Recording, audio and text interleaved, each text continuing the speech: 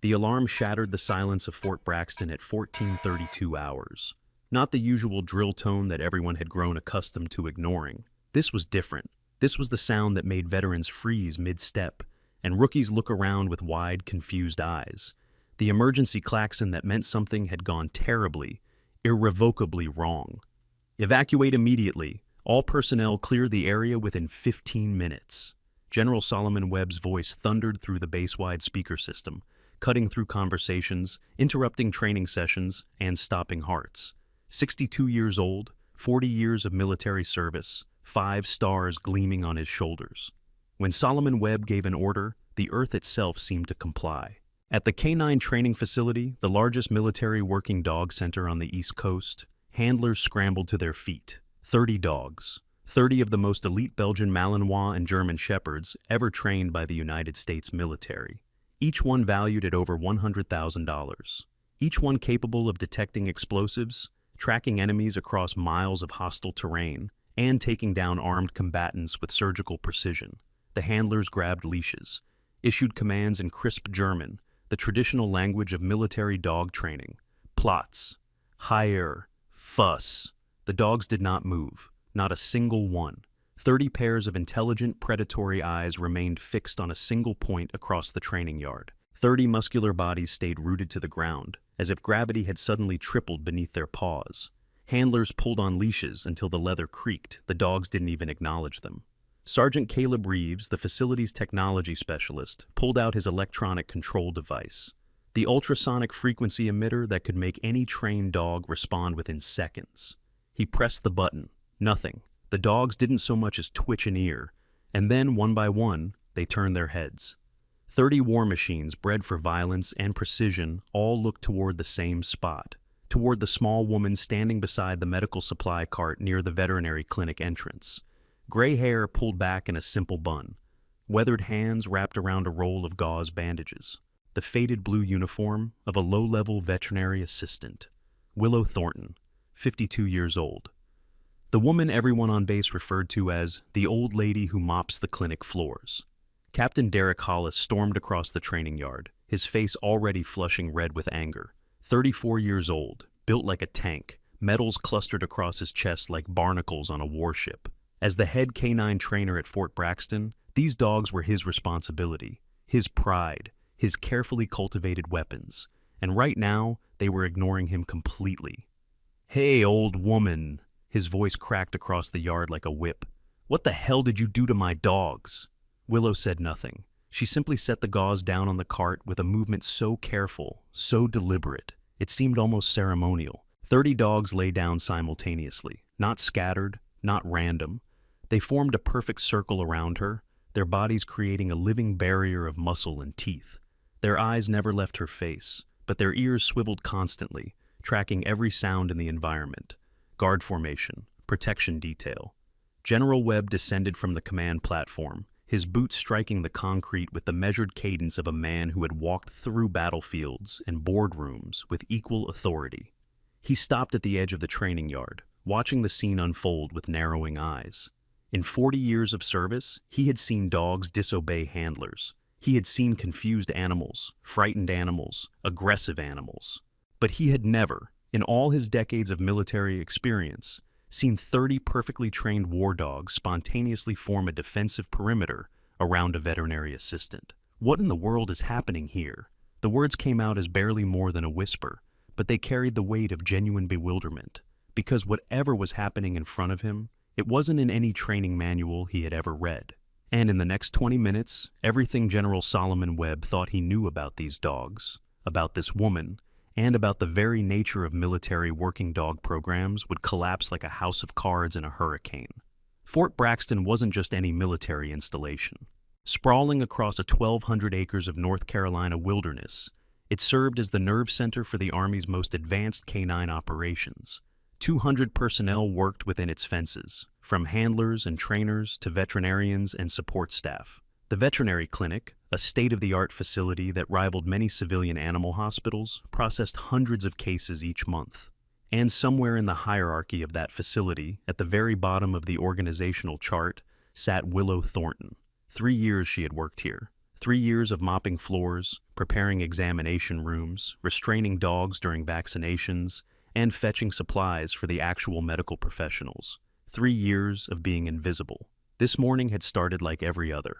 She arrived at 05:30 before the handlers brought in their first appointments, cleaned the surgical suite, sterilized the instruments, checked the medication inventory. Small tasks, invisible tasks, the kind of work that kept a facility running but never earned recognition or respect. Kennel 7 housed Reaper, a Belgian Malinois with a reputation for aggression that had sent 3 handlers to the infirmary. When Willow passed his enclosure on her morning rounds, the dog that had once torn through a protection suit like tissue paper simply lay down and rolled onto his side. Nobody noticed. When Captain Derek Hollis arrived at 0800 to begin the day's training schedule, he brought with him the particular brand of arrogance that came from being the best at something and knowing it. Tall, broad-shouldered, with the kind of chiseled jaw that belonged on recruitment posters, Derek had spent 15 years climbing the ranks of military dog training. He had personally overseen the deployment of over 50 working dogs to combat zones. His methods were considered cutting edge. His attitude was considered insufferable. "Move," he said, brushing past Willow in the clinic hallway. Not asking, not even acknowledging her as a person, just issuing a command the same way he might tell a dog to sit. Willow stepped aside, said nothing. Derek snatched a medical file from the counter, glanced at it, then thrust it toward her without looking. "Get these records to Dr. Chen, and try not to touch anything else. You're a floor mopper, not a medical professional. Know your place." The file slipped from his careless grip. Papers scattered across the freshly mopped tile. Willow knelt to gather them. Her eyes, for just a moment, swept across the hallway in a pattern that had nothing to do with finding dropped documents. Camera positions, door locations, distance to the nearest exit. The assessment took less than 2 seconds, and it happened so automatically that she wasn't even aware she'd done it. No one else noticed either. By 10:00, the clinic had filled with the usual morning chaos. Handlers bringing in dogs for routine checkups. Trainers reviewing medical clearances for upcoming deployment. Administrative staff shuffling paperwork between departments. Master Sergeant Amber Voss arrived at 10:15, her perfectly pressed uniform a stark contrast to her cruel smile. At 38, she managed all civilian personnel in the K-9 division, a position that gave her just enough power to make certain people's lives miserable while maintaining plausible deniability about her behavior. Willow was her favorite target. "Ladies and gentlemen," Amber announced to a group of officers waiting for their dogs' examinations, gesturing toward Willow with the theatrical flourish of a tour guide pointing out a particularly unimpressive landmark. "I'd like you to meet our facilities team. Well, facility singular. Willow here is our only janitor, or assistant, or whatever we're calling her this week." Light laughter rippled through the group. "Don't mind her hovering around your dogs. She's completely harmless. Couldn't tell a Malinois from a golden retriever if her life depended on it." Amber's smile widened. "Dr. Chen keeps her around out of the goodness of her heart. You know how it is.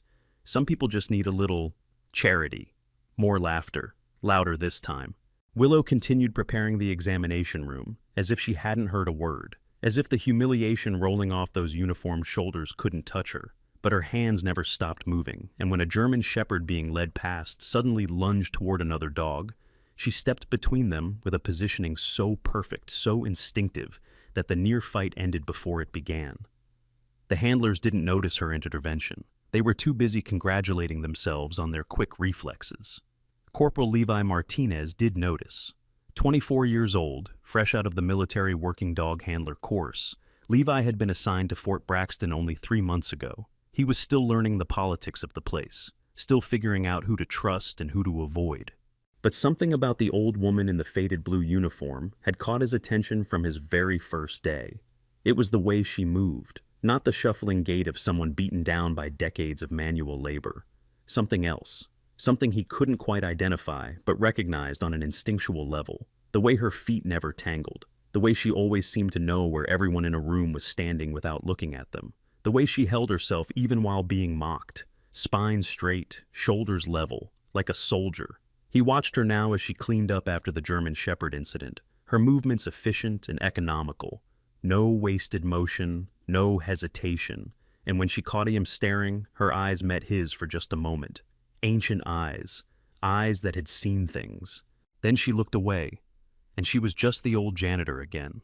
Sergeant Caleb Reeves appeared at 1100, tablet computer tucked under one arm, and Bluetooth earpiece firmly lodged in his ear.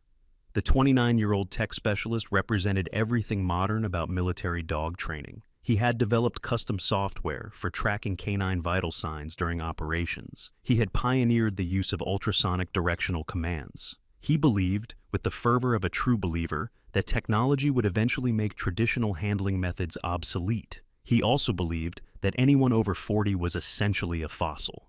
"Excuse me," he said, stepping around Willow as she restocked the supply cabinet. "Coming through with actual equipment.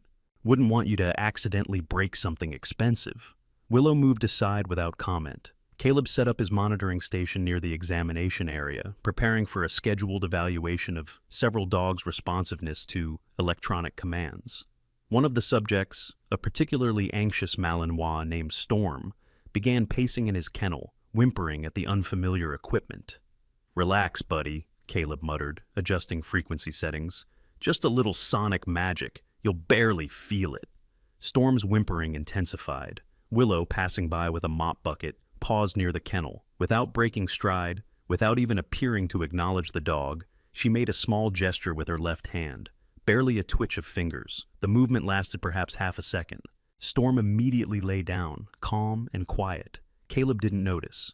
He was too busy congratulating himself on his equipment's soothing electromagnetic field. Levi Martinez, watching from across the room, felt the hair on the back of his neck stand up. What he had just witnessed wasn't a coincidence. That hand signal had meant something. But what? Before we continue, I want to ask you something. Are you enjoying this story? If you are, please take a moment to subscribe to the channel and hit that notification bell. Your support means everything to us and helps us create more content like this.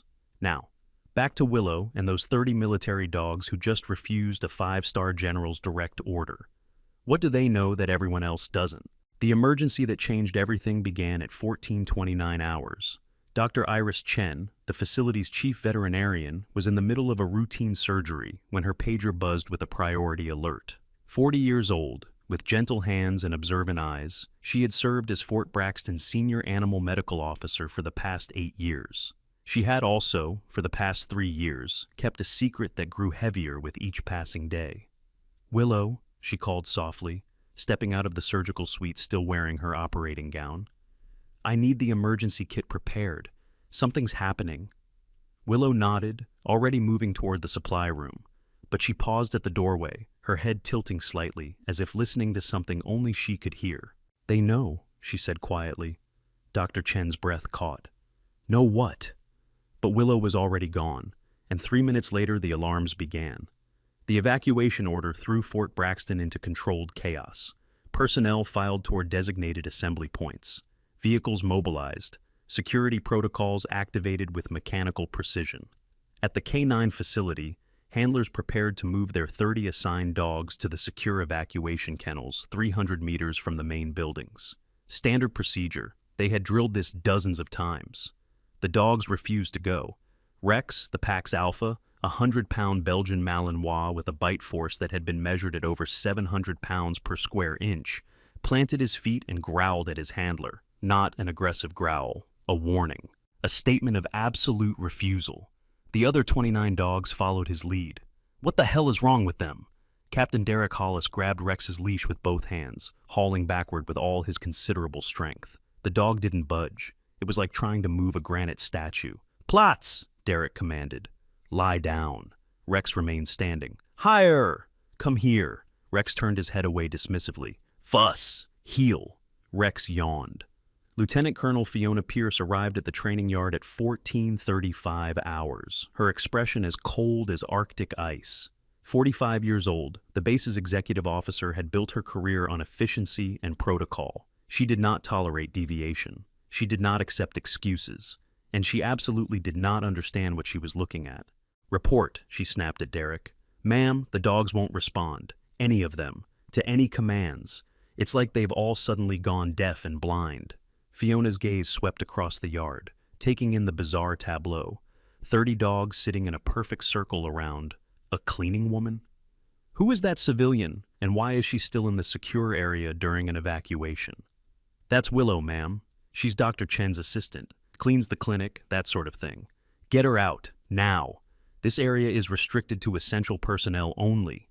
Yes, ma'am. Derek nodded toward two military police officers. Escort her to the evacuation point. The MPs approached Willow with the casual confidence of men who had never encountered a situation they couldn't handle, with a firm grip and an authoritative voice. They were 4 steps away when Rex stood up. 1 step later, all 30 dogs were on their feet. By the time the MPs reached within arm's length of Willow, they were facing 30 snarling war machines whose teeth gleamed like rows of combat knives. "Holy cow," one of the MPs whispered, backpedaling so fast he nearly tripped over his own boots. General Webb descended from the command platform at 14:38 hours. He walked with the measured stride of a man who had never needed to hurry, whose very presence commanded time itself to slow down and pay attention. The training yard fell silent at his approach. Even the dogs stopped growling, though their protective formation around Willow remained firmly in place. "General, sir," Fiona said, saluting crisply, "we have an unexplained behavioral anomaly with the canine units. They appear to be protecting a civilian staff member and refusing all commands." Webb studied the scene. 30 dogs, perfect formation, absolute discipline in their refusal to obey, and at the center, a small woman with gray hair and tired eyes who looked like she should be baking cookies for grandchildren, not standing at the nexus of a military mystery. "What's your name?" he asked her directly. "Willow Thornton, sir." Her voice was quiet but steady. "I work in the veterinary clinic. These dogs seem to disagree with your job description." Willow said nothing.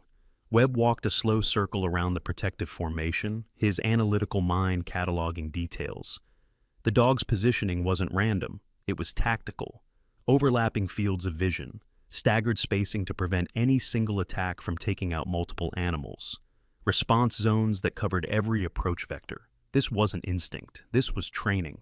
"Captain Hollis," Webb said without turning around, "where did these dogs receive their foundational training?" "Various programs, sir. Some from our standard pipeline, some imported from European breeding facilities, all certified through standard military working dog protocols. And yet they're executing a formation I've never seen in any standard protocol." Derek's face reddened. "Sir, I can assure you, my training program is completely by the book. Whatever these animals are doing right now isn't something I taught them. Obviously." The single word landed like a slap. Derek's jaw tightened, but he said nothing. Master Sergeant Amber Voss approached the general with a tablet in hand, her earlier mockery of Willow replaced by urgent professionalism. "Sir, I pulled the civilian's personnel file. Willow Thornton, age 52. Previous employment, veterinary nurse at a civilian animal hospital in Montana, hired as a low-level assistant 3 years ago at Dr. Chen's request. No military background, no special training, no flags of any kind." "Then explain this." Webb gestured at the 30 dogs who remained utterly fixated on their protective duty.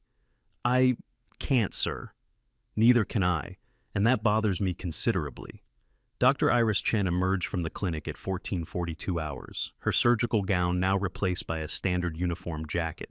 She walked toward the group with the careful steps of someone approaching a minefield, her eyes flicking between Willow and the general with barely concealed anxiety. "General Webb, sir, perhaps I can offer some insight." "Please do, Doctor, because right now I'm looking at 30 of our most valuable military assets behaving in a way that defies everything we know about canine psychology." Iris took a breath. "Wheat. These dogs, they were trained using an older methodology, a program that was discontinued about 20 years ago. It emphasized bonding with specific handler types rather than responding to general command structures." "What program?" "I only know rumors, sir. Classified material well above my clearance level, but I've heard it referred to as..." She hesitated. "Generation 3 protocol." The name meant nothing to Derek, or Amber, or Fiona, but General Webb's eyes widened almost imperceptibly, and his entire body went still for exactly 2 seconds. "Where did you hear that name, Doctor?" "My father served in Afghanistan in the early 2000s, sir. He mentioned it once, just once. He said it was the most impressive thing he ever saw, and the most classified thing he was never allowed to talk about." Webb turned back to look at Willow, really look at her this time. The gray hair, the weathered hands, the quiet strength in her bearing that he had initially dismissed as stubbornness. "Sergeant Reeves," he called out, "get on your computer. I want everything you can find about Generation 3 protocol, and I want it 5 minutes ago." Caleb's fingers were already flying across his tablet keyboard. "Yes, sir. Accessing military databases now." The second alarm klaxon sounded at 14:45 hours, more urgent than the first. "Sir," a communications officer jogged up to the general, "we've confirmed a security breach. Unknown threat vector. Estimated time to containment failure, 20 minutes. Source of the threat? Unknown, sir. That's what's concerning. Our sensors detected an intrusion signature, but we can't localize it. 20 minutes. 20 minutes to move 200 personnel to safety, secure critical assets, and neutralize an unknown threat." Webb made a decision. Continue evacuation procedures. Get these dogs moved by whatever means necessary. "Sir," Caleb looked up from his tablet, face pale, "I can sedate them. I have tranquilizer darts that can—" "Don't." The single word came from Willow, not loud, not dramatic, but it carried an authority that made everyone stop. Webb turned to face her. "Excuse me?" "The dosage you're calculating will kill them. These dogs have an unusual metabolism. Standard sedation protocols will stop their hearts within 90 seconds of injection." Caleb sputtered. "That's ridiculous. I have their exact weight measurements. The dosage is perfectly calculated. Your calculations are based on standard military working dogs. These aren't standard. And how would a cleaning lady know anything about pharmaceutical dosing in military animals?" Willow met his eyes without flinching. "Because I know these dogs better than you do." The standoff stretched for 3 long seconds. Caleb's face cycled through disbelief, offense, and finally something approaching uncertainty. Because the old woman wasn't backing down, wasn't looking away, wasn't showing any of the deference he expected from someone in her position. "She's right about the metabolism," Dr. Chen said quietly. "I've noted anomalies in their blood work since they arrived. I couldn't explain it. I still can't." General Webb made another decision. Hold the sedation, for now. He stepped closer to Willow, close enough to see the fine lines around her eyes and the calluses on her hands that spoke of decades of hard work. "You seem to know a great deal about these animals, Ms. Thornton." "I know enough. Would you care to demonstrate?" Willow was silent for a long moment. Then she raised her left hand and made a small, complex gesture that lasted perhaps 2 seconds. A subtle twist of fingers, a specific positioning of the thumb. 30 dogs sat down simultaneously, not in their protective circle, in perfect rows. 4 ranks of 7, with 2 additional dogs flanking the formation like sentries. Military precision, parade ground perfection. The handlers who had spent years training these animals stared in slack-jawed astonishment. "How?" Derek's voice cracked. "That's not in any manual. That's not any command I've ever seen. How did you do that?" Willow lowered her hand, but didn't answer.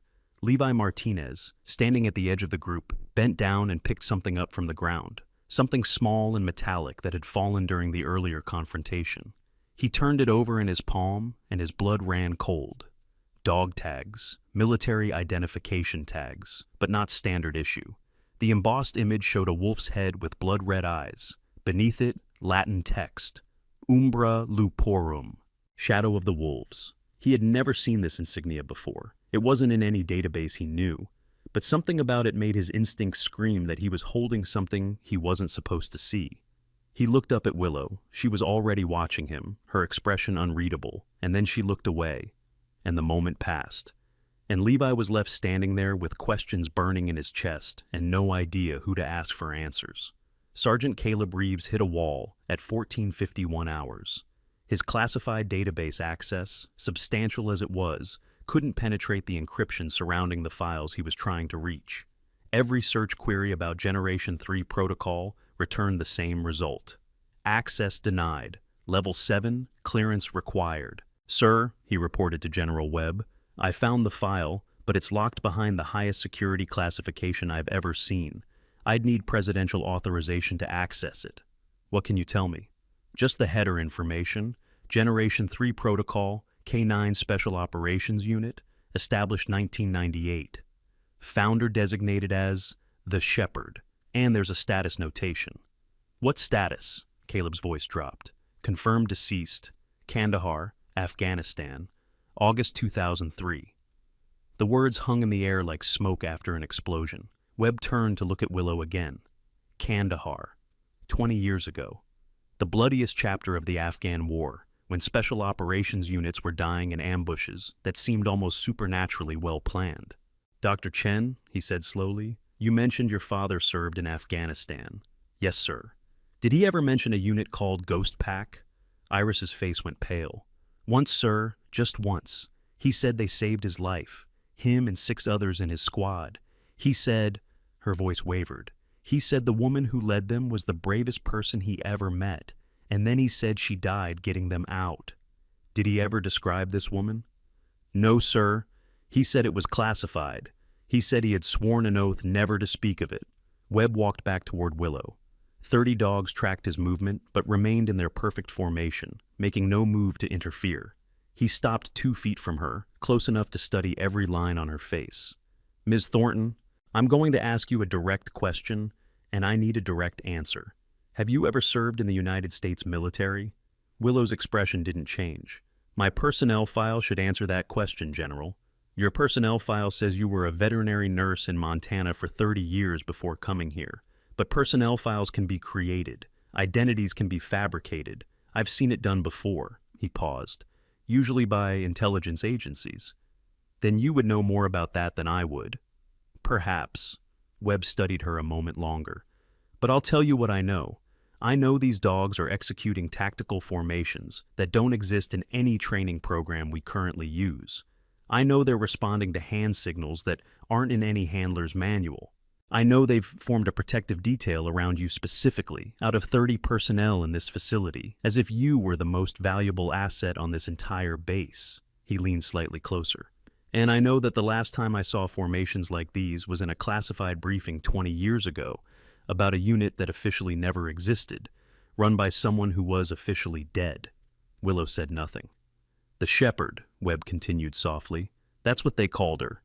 The woman who created the most effective canine operations unit in military history. The woman who ran 12 impossible missions and never lost a single dog.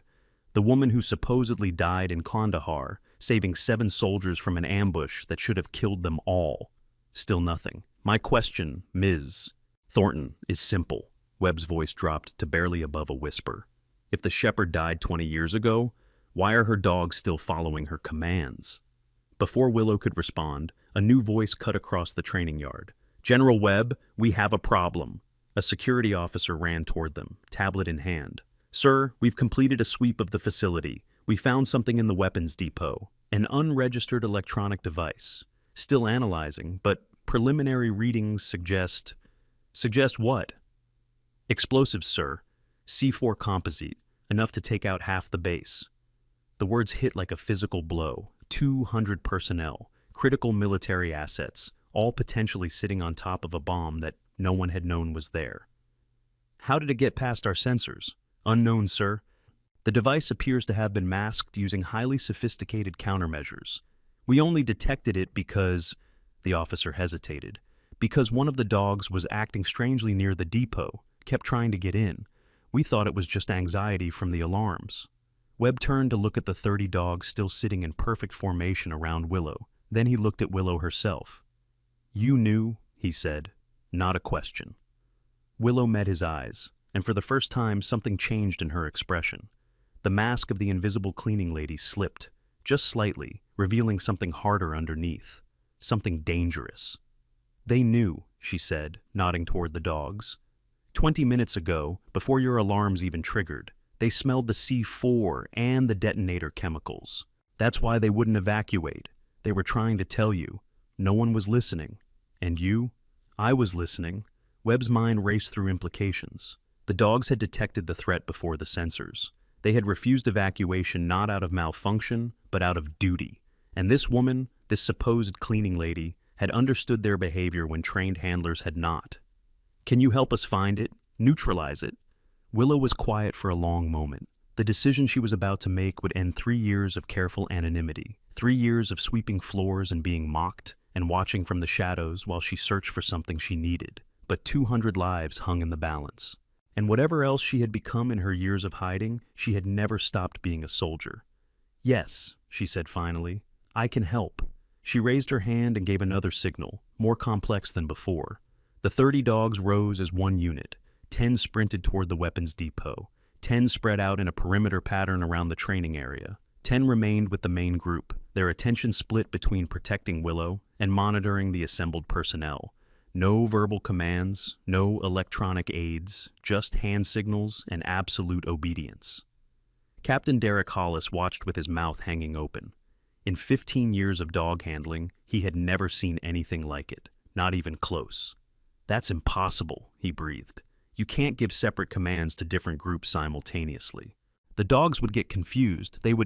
They're not confused," Willow said, already moving toward the weapons depot with 5 dogs flanking her like a personal security team. "They know exactly what they're doing. They were trained by the best. Trained by who?" But Willow was already walking away, and the question hung unanswered in the air. The weapons depot sat at the far end of Fort Braxton, a reinforced concrete structure designed to survive direct artillery hits.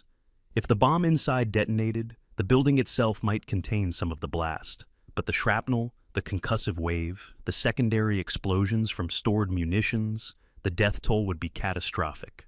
Willow moved through the facility with a familiarity that shouldn't have been possible for a woman who, according to her records, had never set foot inside the restricted zone. She navigated corridors and checkpoints without hesitation, the dogs around her clearing the path of any personnel who might slow their progress. "Ma'am," a young specialist called out as she passed, "this area is restricted.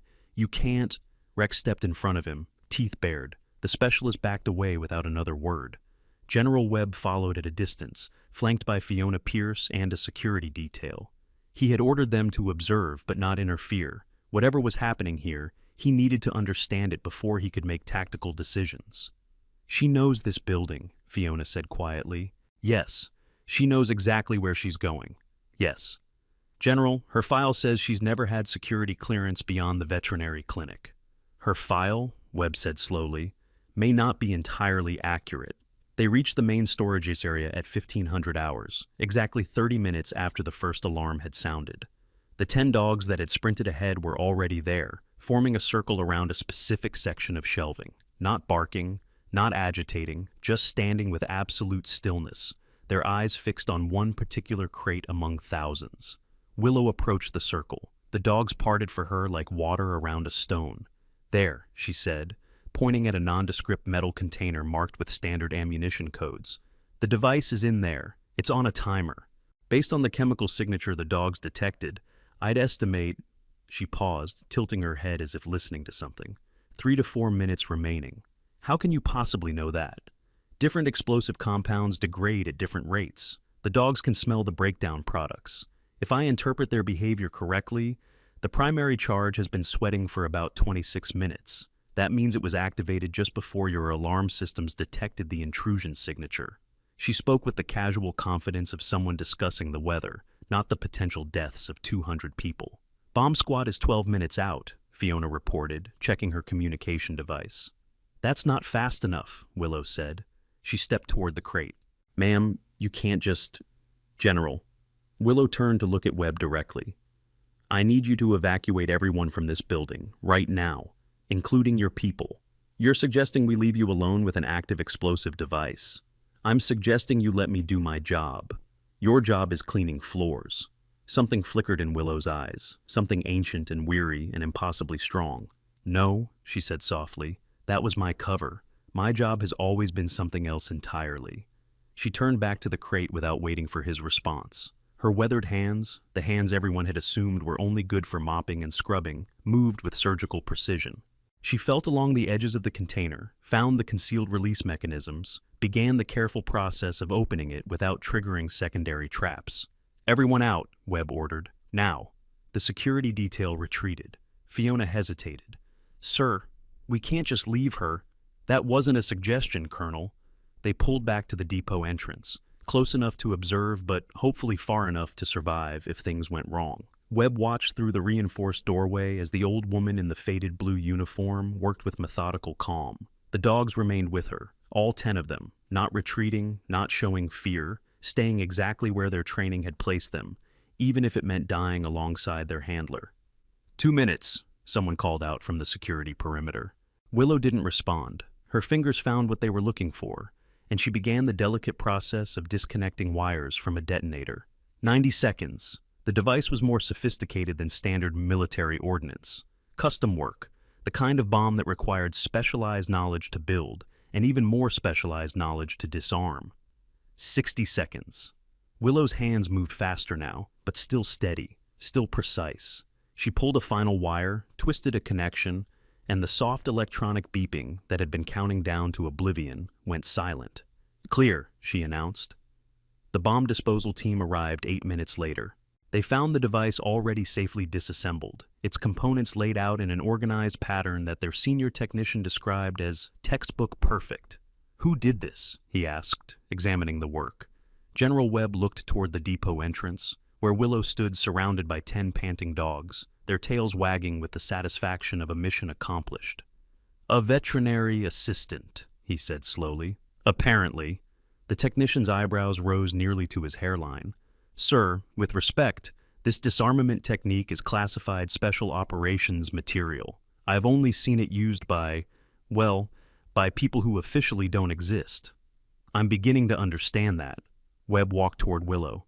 The dogs parted for him this time, recognizing that their protective duty had evolved into something else. He stopped in front of her, studying her face with new eyes. The gray hair, the lined face, the calloused hands, all still there.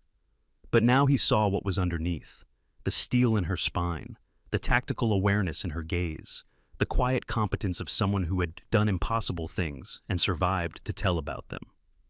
"Miss Thornton," he said formally, "on behalf of the United States Army, I need to thank you for your actions today. You saved 200 lives." "The dogs saved them, I just translated." "Nevertheless," he paused, "I believe we need to have a longer conversation about your background. Your real background. Perhaps somewhere private and secure." Willow nodded slowly. "After we find the person who planted that bomb." "You think they're still on base?" She glanced toward Rex, who had taken position at her right side. The dog's ears were swiveled toward the eastern edge of the compound, his body tense with focused attention. "I think," Willow said quietly, "that the dogs already know exactly where they are." The saboteur was found hiding in the communications building at 15:43 hours. A 34-year-old eye specialist named Bradley Chen, no relation to Dr. Iris Chen, who had worked at Fort Braxton for 6 years without raising a single red flag. The dogs cornered him in a server room, their combined presence creating an inescapable wall of teeth and muscle. He surrendered without resistance, his hands shaking so badly he could barely raise them above his head. "How did they find me?" he kept asking, as military police led him away. "The sensors couldn't track me, my signal masking was perfect. How did they know?" General Webb, watching the arrest from a distance, understood the answer, even if the saboteur didn't. No amount of electronic countermeasures could fool a dog's nose. No signal masking could hide the scent of fear hormones, the chemical traces of explosive compounds on clothing, the subtle physiological changes of a man carrying treasonous secrets. Technology had failed. Training had failed. But the dogs had known from the moment Bradley Chen walked onto the base that morning, with death hidden in his hands. And someone had understood what the dogs were trying to say. Webb turned to find Willow. She stood near the canine training yard, surrounded by all 30 dogs who had returned to their protective formation around her. Dr. Iris Chen stood nearby, speaking quietly with her. The conversation looked intense. He approached slowly, giving both women time to notice him and conclude their discussion. When he was still 10 feet away, Willow spoke without turning around. "Your approach vector is from the southeast. You're favoring your left leg slightly, probably an old injury that acts up in cold weather. And you had coffee with 2 sugars this morning, based on the residue scent on your uniform jacket." Webb stopped. "The dogs told you that?" "The dogs confirmed it. I noticed the coffee stain when you arrived at the training yard this morning." She turned to face him. "General, I believe you wanted to have a conversation." "I believe I do." He glanced at Iris. "Dr. Chen, would you excuse us?"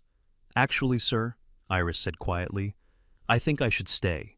There are things about my father's service that might be relevant to this conversation. Things I've kept secret for a long time." "Such as?" Iris took a deep breath. such as the fact that I recognized Ms. Thornton on her first day at this facility. Not her face specifically, but the way she moved, the way she handled the dogs. My father described it to me once. He said there was only one person in the world who could make military working dogs respond like that. A woman he called the Shepherd. Webb's eyes narrowed. And you never reported this? Reported what, sir? That an old woman who mops floors reminded me of a bedtime story my father told me when I was 8 years old. That she seemed familiar in a way I couldn't articulate to anyone who hadn't seen what my father saw? Iris shook her head. I didn't know for certain, not until today, not until I watched her with those dogs. But you suspected. I hoped. Iris's voice cracked slightly. My father died 7 years ago, General, but until his last breath, he talked about the woman who saved his life, the woman who came back into a kill zone 3 times to pull out wounded soldiers while under fire, the woman who used her dogs like a weapon and a shield and a miracle all at once. She looked at Willow, tears forming in her eyes. He always believed she survived somehow. He could never accept that she was really gone, and I think part of me wanted to believe he was right. Willow was silent for a long moment. Then she reached out and touched Iris's shoulder with unexpected gentleness. Your father, she said softly, was Sergeant First Class Henry Chen, 3rd Ranger Battalion. He took 2 rounds in the chest during the Kandahar ambush and still managed to provide covering fire while I evacuated the wounded. He was one of the bravest men I ever served with. Iris's tears spilled over. You remember him? I remember all of them. Every soldier I ever brought home. Willow's voice was quiet, and everyone I couldn't. General Webb stood in silence, watching the exchange. 20 years of classified files. 20 years of official reports confirming death. 20 years of a ghost story that special operations veterans whispered about in bars and barracks, never quite believing it could be true. And here she was, the Shepherd. Alive, older, invisible, but very much alive. We're about to reach the moment everything changes. But first, if you're on the edge of your seat right now, please like this video and share it with someone who loves military stories. Every like helps this story reach more people who need to hear it. Now, let's see what happens when they finally discover who Willow Thornton really is. I need to make a phone call, Webb said abruptly. He stepped away, pulling out a secure communication device. The call connected in 3 rings to a number that officially didn't exist, routed through encryption layers that would have made the NSA jealous. This is Webb, authorization code 77 Alpha Tango 9. I need a level 7 file unsealed. Pause. Ghost Pack Protocol, Generation 3. Yes, I'm aware of the classification level. Yes, I understand the implications. A longer pause. Put me through to the secretary. Tell him the Shepherd might still be alive. While the general made his calls and the base slowly returned to something approaching normal operations, Captain Derek Hollis stood at the edge of the training yard, watching Willow with the dogs. His world had been thoroughly shattered over the past 2 hours, and he was still trying to pick up the pieces. 15 years. He had spent 15 years becoming the best military dog handler he could be, studying every technique, mastering every command, rising to lead the most advanced K-9 program in the Army. And this woman, this cleaning lady he had dismissed and mocked and ignored, had just demonstrated a level of control over military working dogs that he couldn't have achieved in 100 lifetimes of training. He approached her slowly, aware that 30 pairs of canine eyes were tracking his every movement. Ma'am, he said, his voice rough with emotions he couldn't quite name, I owe you an apology. Willow looked at him with those ancient eyes. For what specifically? The question hit harder than he expected. For what? For kicking her bucket? For calling her old lady? For dismissing her as worthless? For assuming that someone in a janitor's uniform couldn't possibly know anything important? For all of it, he said finally. For every time I treated you like you didn't matter. For every insult. For every dismissal. For being so arrogant that I couldn't see what was right in front of my face. Willow studied him for a long moment. You're not the first person to underestimate me, Captain. You won't be the last. But I should have known better. I'm supposed to be an expert in reading behavior, in understanding body language, and I missed every single sign. You saw what you expected to see, an old woman in a blue uniform. Someone beneath your notice, she shrugged. Most people do. Is that why you did it? The disguise, I mean. To test whether people would look past the surface? Partly. Willow's gaze drifted toward the dogs, who had settled into relaxed positions around her feet. I also needed to find something. Something I couldn't find while drawing attention to myself. Find what? She didn't answer immediately. When she spoke again, her voice was softer. The dogs you've been training, the ones in this program, they're special, not just in their abilities, but in their lineage, their training, their nature. Do you know where they came from? Various breeding programs, standard military procurement channels, and you never wondered why they seemed different from other military working dogs? Never questioned why they learned faster, responded better, showed more tactical awareness than anything else you'd worked with? Derek's brow furrowed. He had noticed those things. Everyone had, but he'd attributed it to good breeding, good nutrition, good training. They're Generation 3, Willow said quietly. The third iteration of a program I started over 25 years ago. A program that was supposed to have died with me in Kandahar. But you're not dead. No, I'm not. She met his eyes. But someone wanted me to be. Someone went to great lengths to fake my death, destroy my program, and scatter my dogs to the four corners of the military. I've spent 3 years trying to figure out who and why. Is that why you came here? These dogs specifically? They were the last piece of the puzzle, the only surviving group from the original bloodline. I needed to see them, to understand what had happened to them, to determine if they remembered. Remembered what? Willow raised her hand and made a gesture, just a small one. Nothing that Derek could have interpreted on his own. All 30 dogs raised their right paws simultaneously, held them there for exactly 3 seconds, then lowered them in perfect unison. They remembered everything, Willow said. Every command, every formation, every tactical response I ever taught them. It's genetic, bred into their DNA, reinforced through training that starts before they can even open their eyes. That's not possible, and yet you just saw it happen. Derek was quiet for a long time, processing information that challenged everything he thought he knew about dog behavior and military training.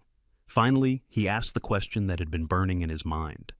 The person who planted the bomb, was he connected to whatever happened to you? Almost certainly.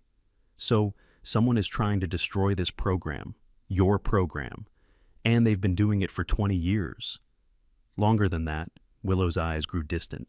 The attack on my unit in Kandahar wasn't random. It wasn't Taliban. It was precisely planned and executed by someone with intimate knowledge of our operations. Someone who wanted Ghostpack eliminated and wanted me dead.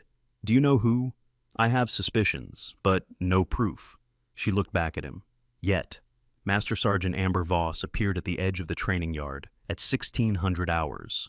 Her earlier confidence completely evaporated. She walked toward Willow with the hesitant steps of someone approaching a minefield, her face pale and her hands trembling slightly. "Miss Thornton," she said formally, I want to... She couldn't seem to finish the sentence. Willow waited in silence. "I was horrible to you," Amber finally managed. "Every single day for 3 years. I called you names. I humiliated you in front of other personnel. I treated you like you were worthless." Her voice cracked. "And the whole time you were someone who what? Someone who matters, someone important, someone who saved 200 lives today while I was too busy mocking you to see what was right in front of me." Amber pulled a folded piece of paper from her pocket. A resignation letter, Willow realized, handwritten, probably drafted in the past 15 minutes. "I'm not fit to serve," Amber said. "I don't deserve to wear this uniform. I've spent years bullying people I thought were beneath me, and it turns out I was the one who was beneath everyone all along."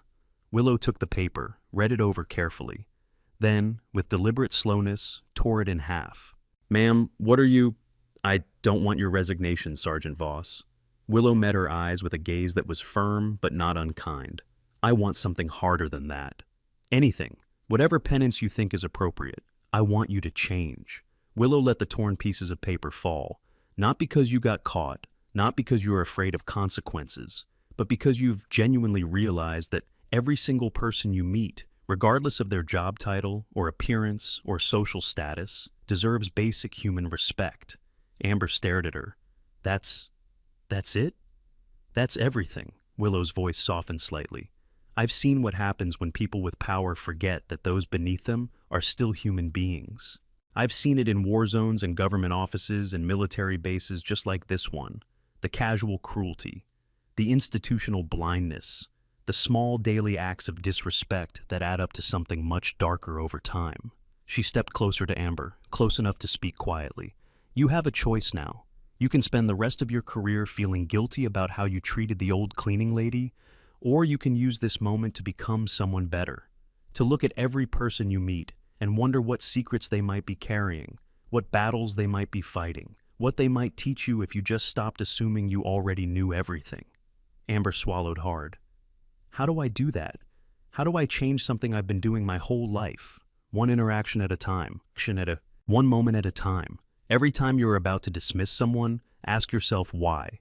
Every time you're about to mock someone, imagine who they might really be. Willow glanced at the dogs, then back at Amber. The dogs don't care about rank or title or uniform. They respond to essence, to character, to who someone truly is beneath all the surface noise. And they recognized you, all of them, immediately. Because I've been the same person my entire life, regardless of what I was wearing or what job I was pretending to have. Willow's eyes held Amber's. Can you say the same? The question hung in the air between them. Amber couldn't answer, but Willow saw something change in her eyes, a crack in the armor, a possibility of growth. It would have to be enough, for now. Sergeant Caleb Reeves approached at 16:15 hours, his earlier technological arrogance replaced by something approaching humility. He still carried his tablet, but he held it differently now, less like a weapon, more like a tool he wasn't entirely sure how to use. "Ma'am," he said, "I owe you an apology as well. You're the third one in the past hour. I imagine there'll be more." He shifted his weight awkwardly. "I spent the last 2 hours reviewing everything I thought I knew about military working dog training. Every protocol, every research paper, every technological advancement of the past 20 years. And none of it explains what you can do. None of it even comes close." He looked at the dogs with new eyes. "I based my entire career on the assumption that technology could eventually replace intuition, that sensors and algorithms and electronic commands could achieve better results than whatever this is. And now I'm not sure what I believe, except that I was wrong about you, wrong about everything, really." Willow considered him for a moment.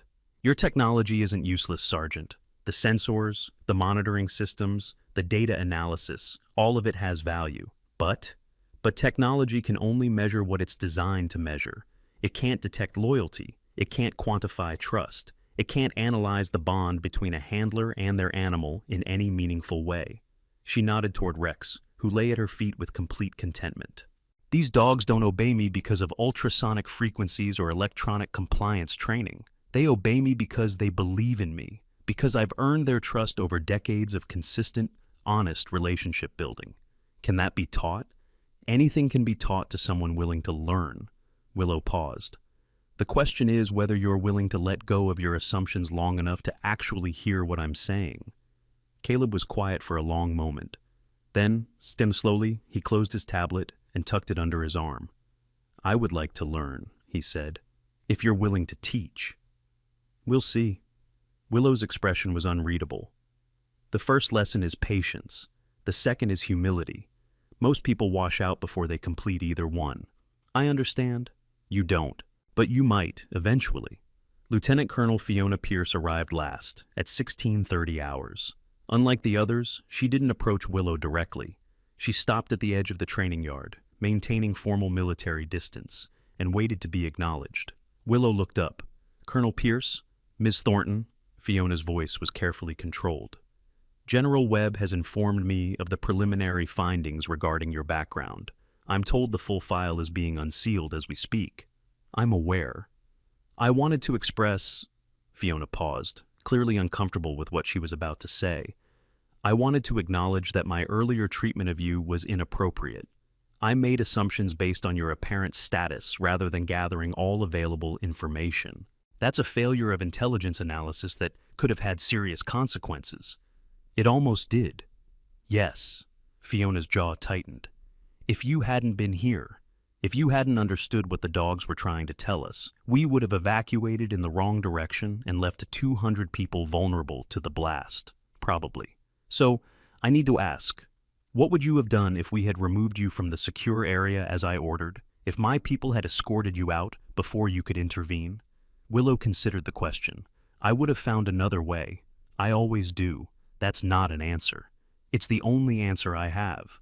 When lives are at stake, you don't stop trying just because someone orders you to. You find another path, another approach, another angle of attack. Fiona was silent for a moment. Then, unexpectedly, she nodded. I've seen your classified file, she said. The real one. General Webb shared the basic outline while the full records are being retrieved. The missions you ran, the soldiers you saved, the impossible situations you walked out of when no one else could. Is there a point to this review, Colonel? The point is that I've spent my entire career following protocols and procedures, doing things by the book, and you've spent yours breaking every rule that got in the way of doing what was right. Fiona's expression softened, almost imperceptibly. I'm not sure which approach is correct, but I'm beginning to think the answer might be somewhere in the middle. Progress, Willow said simply. Perhaps. Fiona straightened to attention. General Webb has requested your presence in the command center at 1700 hours. There are matters to discuss regarding the saboteur's origins and the broader implications of today's events. I expected as much. There's one more thing, Fiona hesitated. The General has also authorized me to extend an invitation. The Pentagon has been briefed on your survival. They want to offer you a formal position, senior advisor to all K-9 operations in the United States military, full-rank restoration, complete access to every program you've been monitoring from the shadows. Willow was quiet for a long moment. The offer represented everything she had once been, everything she had walked away from, everything she had spent 3 years hiding from. I'll consider it, she said finally. General Webb expected you'd say that. A hint of a smile crossed Fiona's stern features. He also said to tell you that the offer comes with one specific condition, which is, you'd have to stop mopping floors. For the first time since the crisis began, something that might have been amusement flickered across Willow's weathered face. That might be the most difficult part of the arrangement, she said. Corporal Levi Martinez waited until the senior officers had departed before approaching Willow. He still held the dog tags he had found earlier, the ones with the wolf's head insignia that didn't match any known military unit. Ma'am, he said quietly, I have something that belongs to you. He extended his palm, the metal tags glinting in the afternoon light. Willow looked at them, but didn't reach out to take them. Where did you find those? On the ground, during the confrontation earlier. They must have fallen when Captain Hollis grabbed you. You could have given them to General Webb, to the investigators. They would have been interested in this physical evidence. I could have. Levi met her eyes. But something told me they should go back to you first. Why? Because the dogs trust you, and I've learned to trust the dogs. He took a breath. Also because you looked at me earlier, during the chaos. You looked at me like you recognized something. Willow was silent for a long moment. Then she reached out and took the dog tags, her fingers closing around them with the practiced grip of someone who had held them thousands of times before. These tags were issued in 1998, the original Ghost Pack insignia, before the program was officially classified and all physical evidence was supposed to be destroyed. She turned them over, studying the worn metal. I thought I'd lost them in Kandahar. I thought they'd been destroyed with everything else. How did they end up here? I don't know. That's one of the many questions I'm going to have to find answers to. She looked up at him. You asked why I recognized you. Do you really want to know? Yes, ma'am. The dogs chose you. Levi blinked. I'm sorry. From the first day you arrived at this facility, the first time you walked onto the training grounds, Willow gestured toward Rex, who had been watching their conversation with alert interest. They started watching you differently, tracking your movements, positioning themselves closer to you during exercises, testing you in small ways you probably never even noticed. Testing me for what?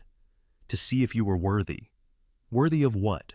Willow considered him carefully. 24 years old, fresh from training, humble enough to ask questions instead of assuming he had answers.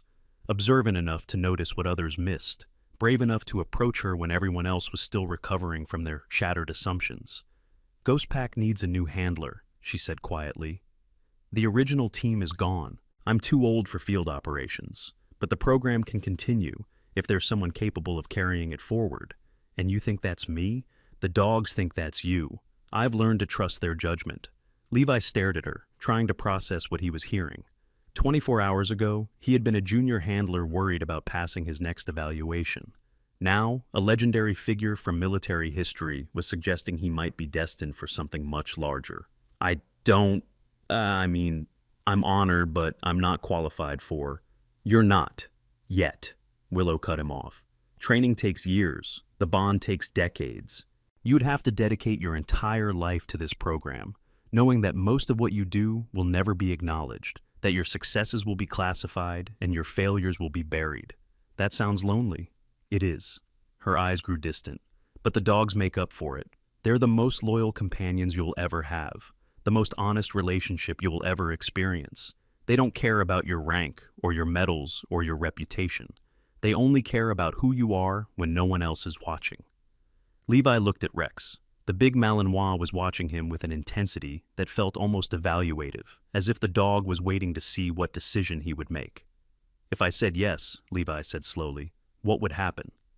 Training would begin immediately.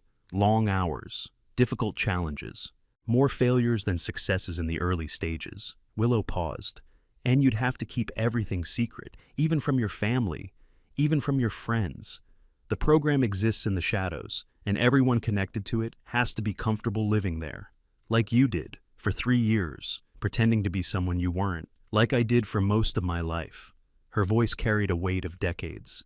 The question isn't whether you can handle the work, Corporal. It's whether you can handle the isolation, the invisibility, the constant pressure of carrying secrets that could never be shared. Levi was quiet for a long time, watching the dogs, thinking about everything he had witnessed today. The power of their obedience, the precision of their formations, the absolute trust they placed in this woman who had hidden among them for 3 years, watching and waiting and planning. Can I think about it? He finally asked. Take all the time you need. Willow's expression softened slightly. But know that once you make this choice, there's no going back. This isn't a job. It's a calling, and it will consume everything you are. You make it sound like a sacrifice. It is. She looked at the 30 dogs surrounding them, each one a living weapon forged through years of specialized training. But some sacrifices are worth making, some callings are worth answering, and some legacies are worth carrying forward, even when the cost is everything you thought your life would be. The sun was beginning to set over Fort Braxton, painting the sky in shades of orange and purple. Somewhere in the distance, sirens wailed as military police processed the captured saboteur. Somewhere else, General Webb was on the phone with Pentagon officials, explaining how a woman everyone had assumed was dead had just saved 200 lives and neutralized a terrorist threat. And here, in the training yard, surrounded by 30 elite military working dogs, 2 people stood at a crossroads that would shape the future of a program most of the world didn't know existed. I'll think about it, Levi said again. Good. Willow started walking toward the command center, Rex falling into step beside her. And Corporal? Yes, ma'am? Whatever you decide, keep those observation skills sharp. Today you notice things that experienced handlers missed. That's rare. That's valuable. Don't lose it.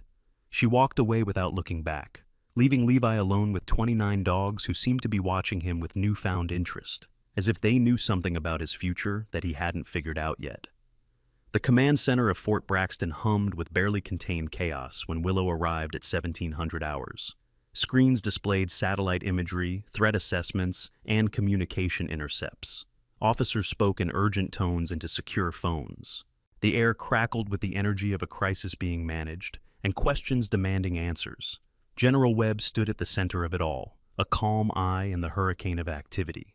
He noticed Willow's arrival immediately and crossed the room to meet her. The file has been fully unsealed, he said without preamble. I've read everything. All 12 missions, all 107 confirmed saves, all the details about Kandahar. Then you know what I was. I know what you are, he corrected her gently. The woman in those files didn't die. She just went underground. The question is why.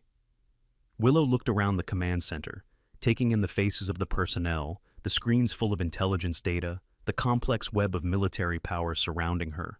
Do you have somewhere more private, General? The answer to that question isn't something I want floating around an open room. Webb nodded and led her to a secure briefing chamber adjacent to the main command center. Soundproofed walls, electronic countermeasures. The kind of room where secrets went to be kept. Once the door sealed behind them, he turned to face her. "Speak freely." Willow took a seat at the briefing table, her weathered hands folded in front of her.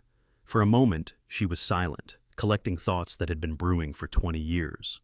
"Kandahar wasn't a random ambush," she began. "The enemy knew exactly where we would be, exactly when we would arrive, exactly how to neutralize our dogs before they could warn us of the threat. Intelligence leak? Worse, active betrayal. Someone inside the program sold us out. Someone who knew the Ghost Pack protocols intimately enough to design countermeasures specifically for our animals." Webb's expression hardened. "Do you know who?" "I have suspicions, no proof, but today's saboteur gives me a lead I didn't have before. Bradley Chen, the IT specialist. He's not working alone. The device he planted was too sophisticated for a simple insider threat. The countermeasures, the timing, the target selection, all of it suggests a larger organization, one that's been tracking Ghost Pack for decades. Tracking it for what purpose?" Willow met his eyes. "To replicate it, to steal the techniques, the training methods, the breeding protocols, and to eliminate anyone who might interfere with that theft." The implications hung in the air between them. 20 years of shadow warfare, 20 years of someone hunting the remnants of a program that officially didn't exist, trying to recreate its capabilities while destroying its original creators. "The sabotage today," Webb said slowly, "it wasn't about destroying the base. No, it was about destroying evidence, and possibly about killing me if they knew I was here." Willow's voice was matter-of-fact, as if discussing her own potential assassination was simply another tactical consideration. The bomb was positioned to destroy the K9 facility specifically, the dogs, the medical records, everything that connected this generation to the original Ghost Pack bloodline. They knew you were here, somehow. They suspected. Bradley Chen has been at this facility for 6 years. Plenty of time to notice an old woman who seemed to know too much about military working dogs. Plenty of time to report that observation to his handlers. Who are his handlers? That's what I need to find out. Willow stood, moving to the window that overlooked the darkening base. The interrogation will tell us something. But men like Chen are usually compartmentalized. They know their immediate controllers, but not the larger organization. Then how do we trace it back? We follow the money, the technology, the breeding records. She turned to face him. And we use the one asset they can't prepare for, the dogs. The dogs. They can detect deception at a biological level.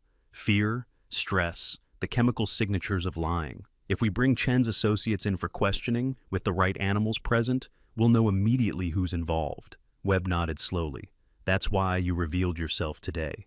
Not just to stop the bomb, to position yourself for the next phase of this investigation. I didn't plan for it to happen this way. But yes, now that my cover is blown, I might as well use the attention strategically. You've been playing a longer game than any of us realized. I've been playing the only game that matters. Willow's eyes grew distant, finding out who murdered my team, who betrayed everything we built, and making sure they pay for it. Webb studied her for a long moment, the gray hair, the lined face, the quiet intensity that burned beneath the surface of her unassuming exterior. "The Pentagon wants you back in official capacity," he said.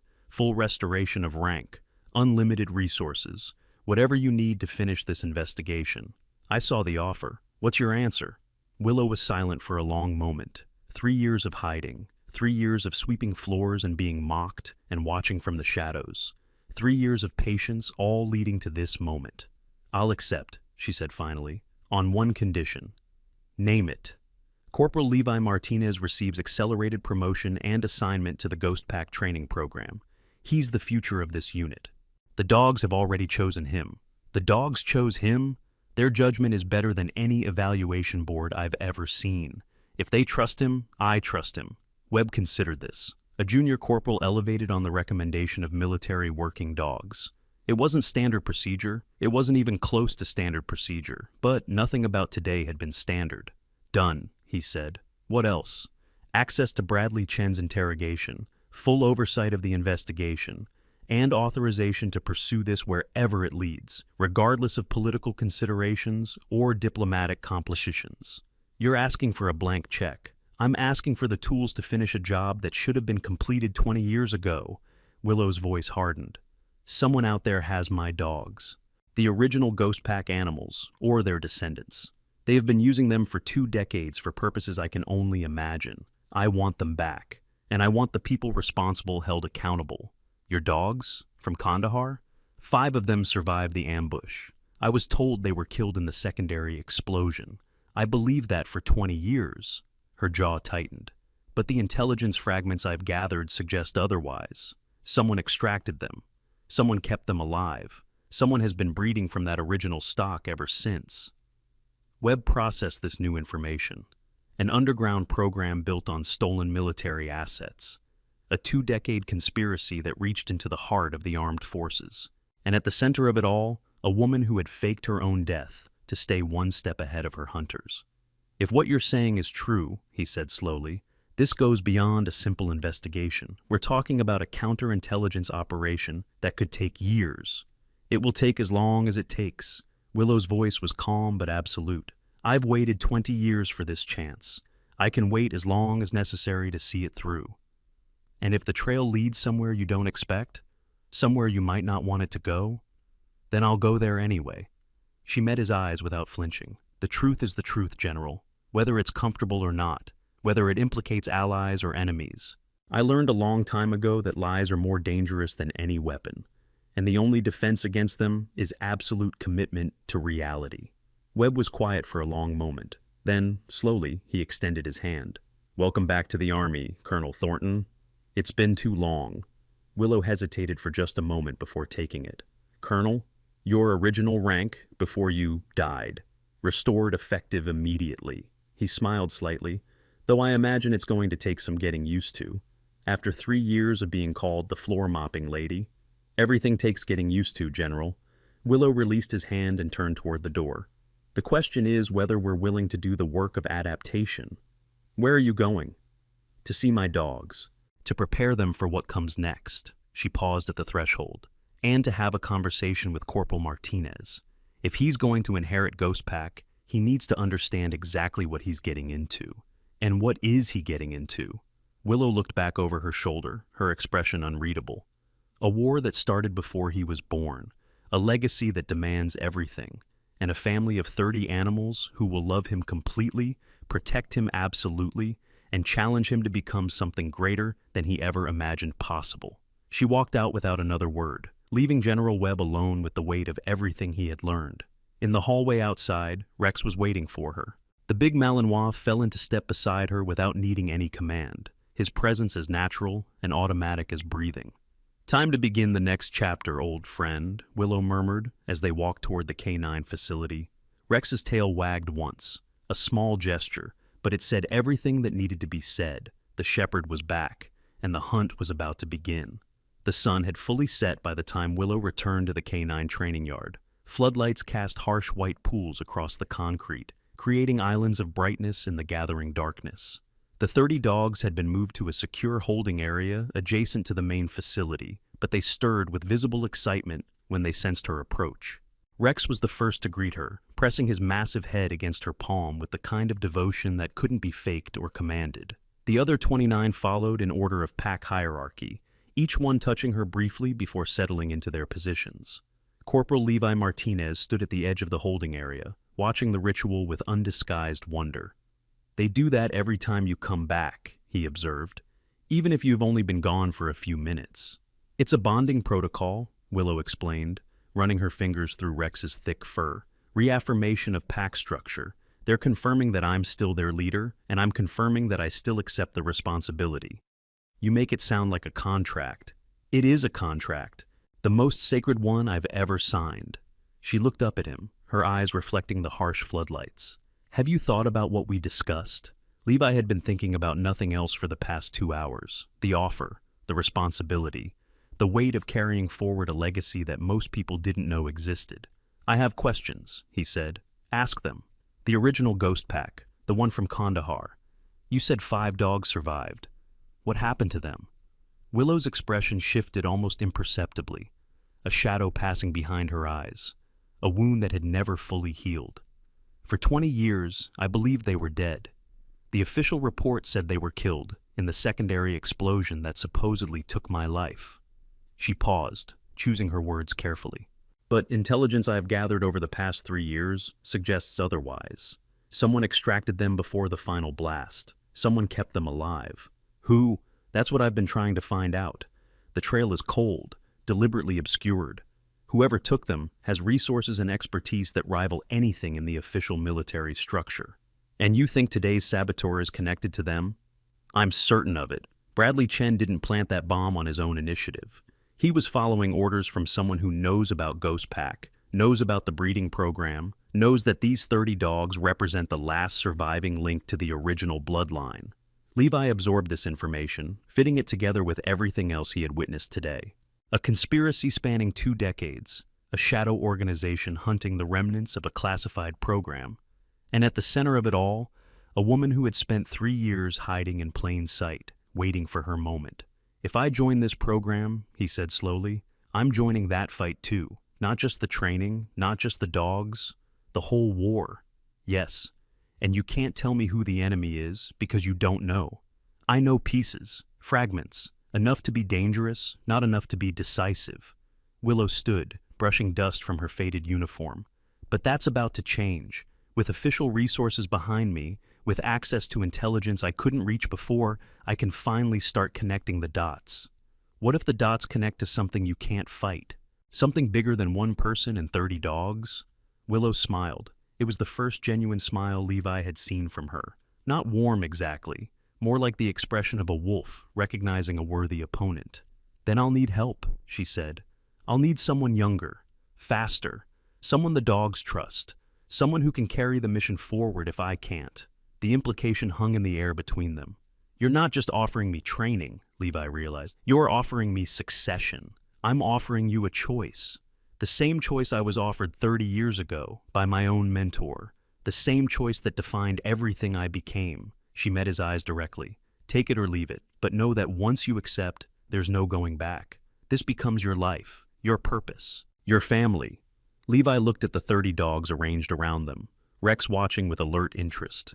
Storm, the anxious Malinois that Willow had calmed with a simple hand gesture. The others, each one a living weapon forged through years of specialized training, each one utterly devoted to the woman standing before him.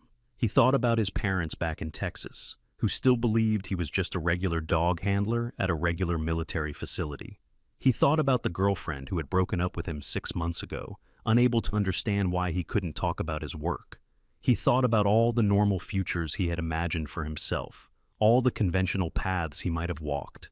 And then he thought about what he had witnessed today, the power, the precision, the absolute trust between handler and animal that transcended anything he had ever experienced in his training. I'm in, he said quietly. Willow studied him for a long moment. Then she nodded once. Good. Training begins at 0500 tomorrow. Don't be late. She turned to walk away, but Levi's voice stopped her. Ma'am, one more question. Yes? Why me? Out of everyone on this base, out of every handler you could have chosen, why did the dogs pick me? Willow considered the question. In truth, she wasn't entirely sure of the answer herself. The dog's judgment was more intuitive than logical, more instinctual than analytical. They sensed things that humans couldn't articulate, but she had a theory. When you first arrived at this facility, she said, what was the first thing you did? Levi thought back, 3 months ago, nervous, eager, determined to make a good impression. I went to the kennels. Before even reporting to my commanding officer, I wanted to see the dogs. And what did you do there? Nothing, really. Just walked along the kennels, let them smell me, talked to them a little, introduced myself. Most new handlers spend their first day meeting the human personnel, building relationships with other soldiers, establishing their place in the hierarchy. Willow's voice softened. You went straight to the dogs, as if they were the only relationships that mattered. They are. I mean, that's why I'm here. That's why I joined this program. Exactly. Willow turned back to face him fully. The dogs recognize that. They know when someone sees them as partners rather than tools, when someone values their judgment rather than just their obedience. That's rare. Rarer than you might think. She walked toward the facility exit, Rex falling into step beside her as naturally as breathing. Get some sleep, Corporal. Tomorrow, everything changes. The interrogation of Bradley Chen began at 2100 hours in a secure facility adjacent to the base stockade. General Webb had assembled a team of counterintelligence specialists, but at Willow's request, 3 of the Ghost Pack dogs were also present. Chen sat handcuffed to a metal table, his earlier defiance crumbling under the weight of multiple federal charges: terrorism, sabotage, attempted mass murder, espionage, each one carrying enough prison time to ensure he would never see freedom again. But it was the dogs that truly broke him. Every time he attempted a lie, every time he tried to deflect or mislead, the 3 Malinois surrounding him would react. Low growls, ears flattening, teeth baring. They could smell the stress hormones flooding his system whenever he deviated from the truth, and he knew they could smell it. "I don't know who they are," he insisted for the 3rd time. "I only ever dealt with one contact, a woman. She never gave me her name. We communicated through encrypted channels." One of the dogs growled. "I swear I'm telling the truth. She recruited me 6 years ago, offered money, lots of money, said all I had to do was monitor the K9 program and report anything unusual." "What kind of unusual?" Willow asked from her position in the corner of the room. Chen's eyes darted toward her. Recognition flickered across his face. He knew who she was now. Everyone did. "You," he said. "She was looking for you. She knew you weren't really dead. She knew you'd surface eventually." "How did she know?" I don't know all the details." Chen's voice trembled. "But she mentioned something about the dogs. The original ones. She said they would lead you back eventually, that you couldn't stay away from them forever." Willow felt her blood run cold. Whoever was behind this knew her better than she had realized, knew her psychology, knew her weaknesses, knew that the bond between handler and dog was something she could never truly abandon. "The bomb today," General Webb interjected, "was that her order?" "Yes. She contacted me 3 days ago, said the timeline had accelerated, said there was a threat to the program that needed to be eliminated immediately." "What threat?" Chen looked directly at Willow. You were the threat. She said you'd gotten too close, that you were about to find something you weren't supposed to find." "Find what?" "I don't know." The dogs growled again, and Chen flinched violently. "I really don't know. She only told me what I needed to complete my mission: plant the device, destroy the K9 facility, eliminate any evidence connecting the current dogs to their ancestors." "Their ancestors," Willow repeated. "The original Ghost Pack dogs." She called them the Foundation stock, said they were more valuable than anything else in the entire military, said whoever controlled them controlled the future of special operations. General Webb exchanged a glance with Willow. The implications were staggering. A shadow organization that had been breeding from the original Ghost Pack dogs for 2 decades, developing their own version of the program outside official oversight. "This woman who contacted you," Webb said, "describe her voice, any details you remember. American accent, educated, calm, even when giving orders that would kill people." Chen swallowed hard. "She sounded like someone who had done this before, many times. Any code names? Any identifying information?" "She called herself Athena. That's all I know." The dogs remained calm. Whatever else Chen might be hiding, he was telling the truth about this. Willow stepped forward, leaning close enough that Chen could see every line on her weathered face. "Athena is going to find out that her bomb failed, that I'm still alive, that the dog survived. What do you think she'll do next?" Chen's face went pale. She'll try again. She never fails. She told me that once. Said she had been perfecting her methods for 20 years. Said no target had ever escaped her twice." "Then I'd better make sure I'm not a target anymore." Willow straightened up. "I'd better become the hunter instead of the hunted." She walked out of the interrogation room without looking back. The next 3 hours passed in a blur of briefings, planning sessions, and secure communications with Pentagon officials. By midnight, the outline of a counterintelligence operation had begun to take shape. Task forces were being assembled, resources allocated, a net was being cast for the mysterious Athena and whatever organization she represented. But Willow knew that official channels could only accomplish so much. Whoever had been running this shadow operation for 20 years had obviously penetrated the military structure at multiple levels. They had known about Ghost Pack, known about her survival, known exactly when and where to strike, which meant they had sources inside the very institutions now hunting them. She was standing alone in the K9 facility at 0200 hours when she heard footsteps approaching. Not military boots. Something softer, more deliberate. The dogs didn't react with alarm, which meant they recognized the approaching figure. Willow turned to find a man emerging from the shadows near the facility entrance. Tall, gray-haired, moving with the careful precision of someone who had spent decades operating in dangerous environments. "Hello, Shepard," he said quietly. Willow's hand moved instinctively toward the weapon she wasn't carrying. Then recognition flooded through her, and she froze. "Silas?" Colonel Silas Bear Harrison stepped fully into the light. 61 years old, retired. Officially, at least, he had been her second in command during the Ghost Pack's operational years, her closest friend. The man who had helped her fake her death in Kandahar and disappear into the shadows. The man she hadn't seen or contacted in 20 years. "You look good for a dead woman," he said with a faint smile. "You look terrible for a living one." Willow studied his face, reading the years of stress and secrecy written there.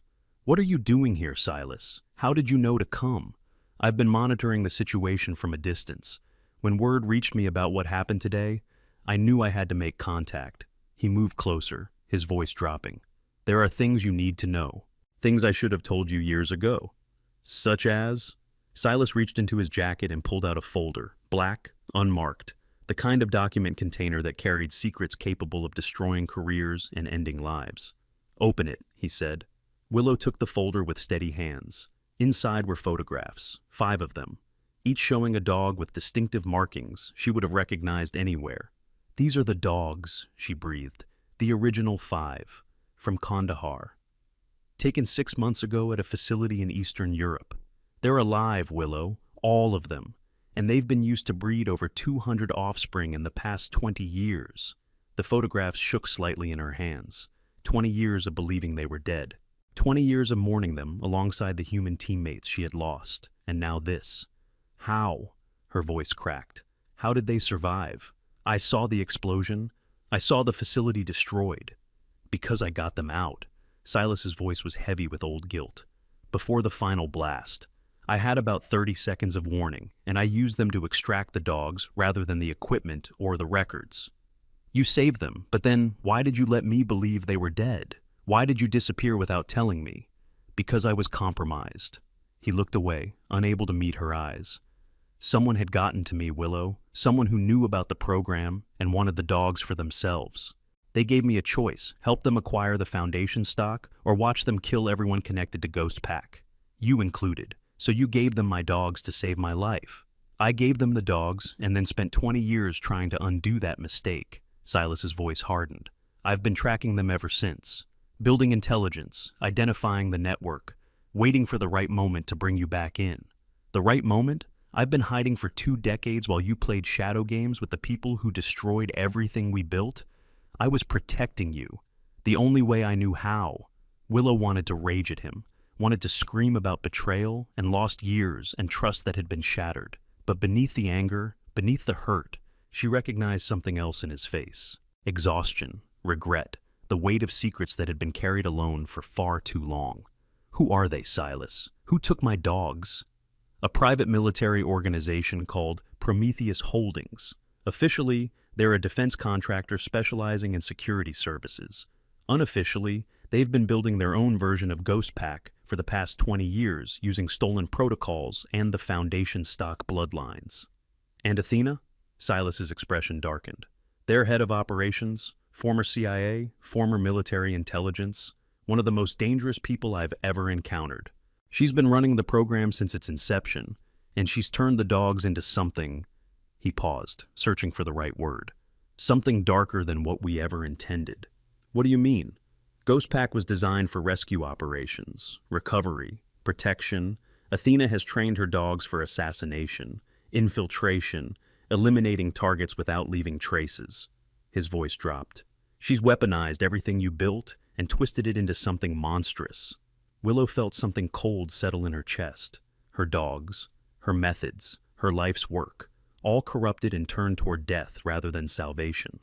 Where is this facility? The one in the photographs? That's the problem. They move constantly, never stay in one location for more than a few months. I've tracked them across 4 continents in the past 2 years, and every time I get close, they they vanish. Then we need better intelligence. We need to draw them out. That's why I'm here. Silas reached into his jacket again and produced a secure communication device. 3 days ago, I received a message through a channel I thought was completely dead. Someone inside Prometheus Holdings wants to defect. Someone who has access to everything. Locations, personnel, breeding records, operational plans. Who? A handler. One of Athena's protégés who apparently had a crisis of conscience after seeing what the dogs were being used for. He handed her the device. They want to meet, but only with you. Only with the shepherd. Willow looked at the device in her hand. A lifeline to answers she had been seeking for decades, or a trap designed to eliminate the last remaining threat to Athena's operation. It could be bait, she said. Probably is. Athena would expect me to respond to any offer that promised information about the original dogs. Almost certainly. Going in would be walking into the most obvious ambush in history. Without question.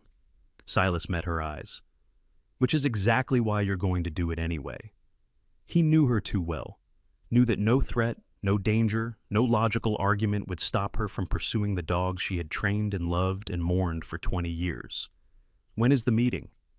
72 hours. Location to be transmitted once you confirm acceptance. Willow turned to look at the 30 dogs in the holding area behind her. Rex watched her with unwavering attention, as if he understood every word of the conversation. Perhaps he did.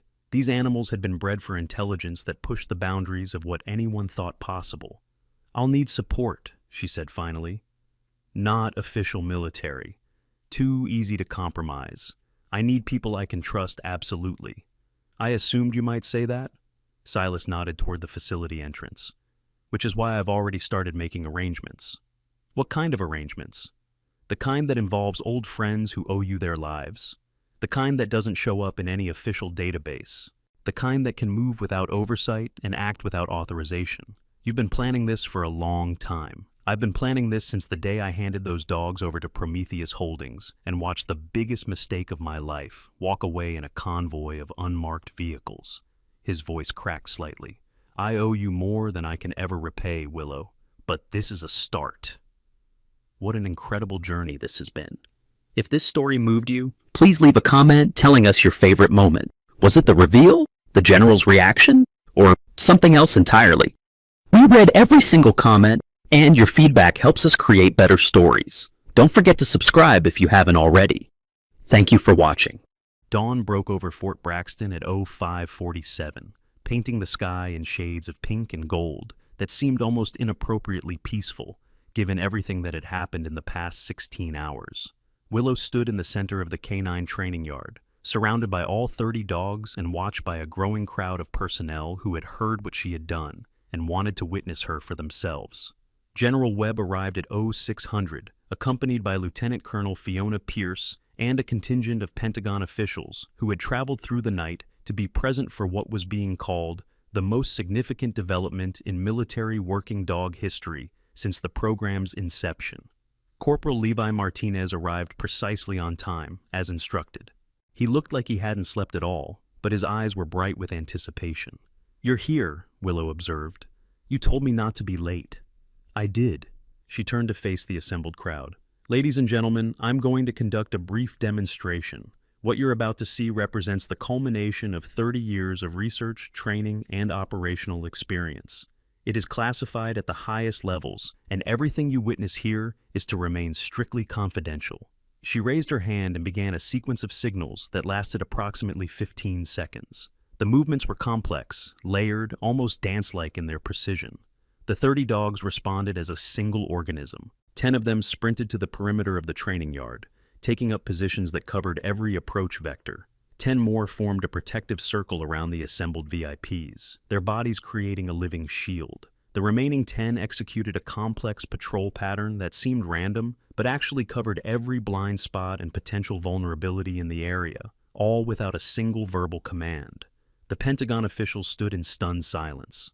This is the Ghost Pack Protocol, Willow said, a training methodology that creates an almost telepathic bond between handler and animal.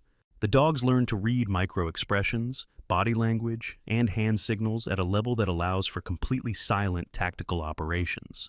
How long does it take to train them to this level? one of the officials asked. For the dogs? About 3 years of intensive work starting from birth. For the handler? She paused. A lifetime. General Webb stepped forward. Colonel Thornton has agreed to take on an official advisory role in restructuring our entire K-9 program. The methods you've just witnessed will be incorporated into training protocols across all branches of the military. But that's not why I'm really here, Willow added quietly. Webb nodded, having been briefed on Silas Harrison's late-night visit. Colonel Thornton has also identified a significant threat to national security, an organization that has been operating in the shadows for 2 decades, using stolen military assets and corrupted training protocols to build a private army of weaponized dogs. Prometheus Holdings, Willow said. They have the original Ghost Pack dogs, the Foundation stock, and they've been breeding from them for 20 years. The officials exchanged alarmed glances. What are you proposing? The senior Pentagon representative asked. A surgical operation, small team, minimal footprint. We identify their current location, infiltrate the facility, recover the original dogs, and neutralize the threat. That sounds like an act of war if they're operating in foreign territory. They're operating everywhere, Silas Harrison said, stepping out of the shadows where he had been observing, including on American soil. 3 of their training facilities are located within our borders. This isn't a foreign threat. It's a domestic cancer that has been growing unchecked for 2 decades. The revelation sent a ripple of shock through the assembled officials. How is that possible? How could a private military organization operate domestically without detection? Because they've had help. Willow's voice was flat. Hard. Someone inside the military structure has been protecting them, feeding them intelligence, warning them whenever anyone got too close. Are you suggesting a mole? I'm suggesting a network of moles, multiple penetrations at multiple levels. It's the only explanation for how they've stayed hidden for so long. The implications hung in the air like poison gas. If what Willow was saying was true, the very institutions they were standing in might be compromised. Then how do we know this meeting isn't being monitored? The Pentagon official asked nervously. How do we know they don't already know everything we're planning? Willow smiled grimly. Because I haven't told anyone my actual plan. Not General Webb, not the officials here, not even Silas. Then what was all of this? A demonstration, a statement of intent, and a challenge. She looked directly at the nearest security camera, knowing that whoever was watching would understand her message. Athena wants to play games in the shadows? Fine. I invented those games. I wrote the rules.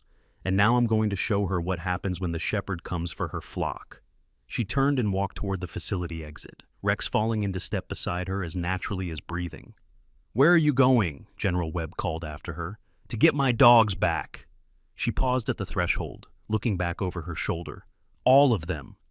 The helicopter was waiting at the far end of the base, rotors already spinning. Silas Harrison stood beside it, along with a small group of figures that Willow recognized from decades past. Old Ghost Pack handlers, soldiers who had served with her before Kandahar, men and women who owed her their lives and had been waiting for 20 years to repay that debt.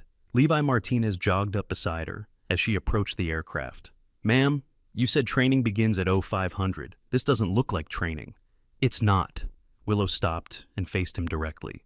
This is the real thing. A live operation against a hostile target. I wasn't planning to bring you along, but the dogs made a choice. She nodded toward Rex, who had positioned himself between Levi and the helicopter, clearly waiting for the young corporal to board. They want you there, and I've learned to trust their judgment. What will I be doing? Watching, learning, staying alive. Her expression softened slightly. This is your first lesson, Corporal. Ghost Pack doesn't train in classrooms. We train in the field, under fire, with lives on the line. Levi looked at that police-waiting helicopter, at the grim-faced veterans preparing for an operation that might well be their last, at the 30 dogs who had somehow become his family in the span of a single day. I'm ready, he said. No, you're not. Willow began walking toward the aircraft. But you will be, by the time this is over. She climbed aboard and took her position, Rex settling at her feet with the calm certainty of an animal who had done this 100 times before. The helicopter lifted off, banking toward the east, toward an uncertain destination and an enemy who had been preparing for this confrontation for 2 decades. But Willow wasn't afraid. She had her dogs, she had her team. She had a young corporal who represented the future of everything she had built. And she had something that Athena could never understand. Something that couldn't be bought or stolen or corrupted. She had family. The helicopter disappeared into the morning sky, carrying the shepherd toward a reckoning that had been 20 years in the making. Below, at Fort Braxton, General Webb watched it go with a mixture of hope and fear. "Do you think she'll succeed?" Fiona Pierce asked quietly. Webb thought about everything he had witnessed in the past 24 hours. The impossible bond between woman and animal, the absolute loyalty that transcended training and conditioning, the quiet strength that had survived decades of hiding and emerged unbroken. "I think," he said slowly, "that whoever is waiting for her has no idea what's coming." And somewhere in the eastern sky, 30 dogs sat in perfect formation around a woman who had taught them everything they knew. The shepherd was going to war, and her wolves were hungry. The communication device in Willow's pocket buzzed with an incoming message. Coordinates, a location in the mountains of Virginia. 72 hours had become 24. She read the message, memorized it, and destroyed the device. "Change of plans," she announced to the team. "They've accelerated the timeline?" "Trap?" Silas asked. "Almost certainly." Willow smiled, and for the first time in 20 years, it reached her eyes. "But they're forgetting one thing." "What's that?" She looked at Rex, at the 29 other dogs arranged throughout the helicopter, at the young corporal who was about to receive the education of a lifetime. The trap works both ways. The helicopter banked hard, changing course toward the new coordinates, toward destiny, toward whatever waited in the Virginia mountains. Willow leaned back in her seat and closed her eyes, her hand resting on Rex's head. She had spent 3 years mopping floors and being invisible. Now it was time to remind the world why they should have been afraid of her all along. This story reminds us of a truth we too often forget. The most extraordinary people are frequently hiding in plain sight. Willow Thornton spent 3 years mopping floors and enduring ridicule from those who believed their uniforms and medals made them superior. Yet when crisis struck, it was the invisible woman, not the decorated officers, who saved 200 lives. The dogs knew what the humans could not see. They recognized character, not rank. They responded to essence, not appearance. How many times do we walk past someone and make instant judgments based on their job title, their age, their clothing? How many heroes have we dismissed because they did not match our expectations of what a hero should look like? The lesson is simple but profound. Treat every person you meet with dignity and respect, because you never know who they truly are. The janitor might be a legend. The quiet assistant might be a warrior. The old woman with weathered hands might have saved more lives than you will ever know. True strength does not advertise itself. True service does not seek recognition. And true character reveals itself not in moments of glory, but in years of patient, invisible dedication. If this story touched your heart, share it with someone who needs to hear this message. Subscribe to our channel for more stories that remind us of the quiet heroes among us. And tomorrow, when you pass someone the world has deemed unimportant, take a moment to really see them, because everyone has a story worth knowing.